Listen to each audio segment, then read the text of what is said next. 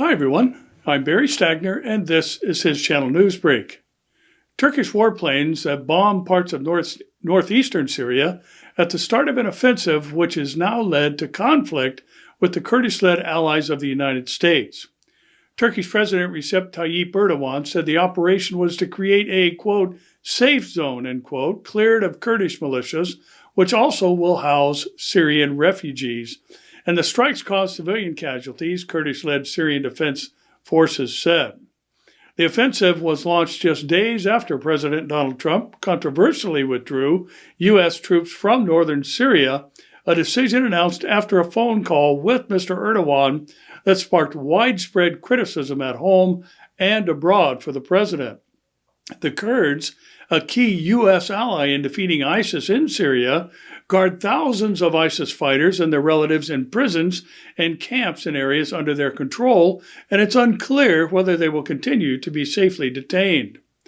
On Twitter, Mr. Erdogan said the mission was to prevent the creation of a terror corridor across our southern border and to bring peace to the area, and that it would preserve Syria's territorial integrity and liberate local communities from, quote, terrorists. Several large explosions were reported in the border town of Ras Al Ain, while blasts were also heard coming from Tel Abyad, according to the Reuters news agency. The SDF said 2 civilians had been killed in the village of Mashrafa, west of Ras Al Ain, and residents across the border area were scared, and a wave of displacement had started. The SDF asked the U.S. and the coalition against ISIS to establish a no-fly zone in the area to stop the attacks on innocent people. Hours after Donald Trump threatened to obliterate Turkey's economy should Ankara do anything that he considers off-limits, Moscow struck a different tone. Kremlin spokesman Dmitry Peskov, following the drawdown of U.S. troops and the launch of a Turkish operation, reiterated Russia's recognition of Turkey's right to ensure its security, but conditioned it with several important don'ts. We haven't been informed on the American pullout, Peskov said, but there were different statements about withdrawals from other parts of the world that have never materialized. We are observing the situation carefully. He also denied that Vladimir Putin and Recep Tayyip Erdogan had discussed Ankara's plans to carry out a military operation in northeastern Syria, yet he did say that Russian and Turkish militaries and intelligence agencies maintain very close contact.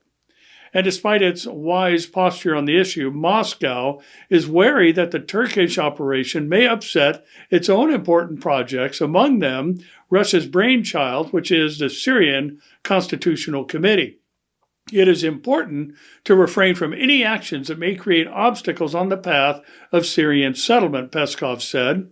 We know that certain perspectives are opening up, and we understand that it will be a long and thorny path. And now that the Syrian Constitutional Committee has been formed, and when the date for its meetings have been appointed, it is vital to refrain from any steps that may harm Syrian settlement.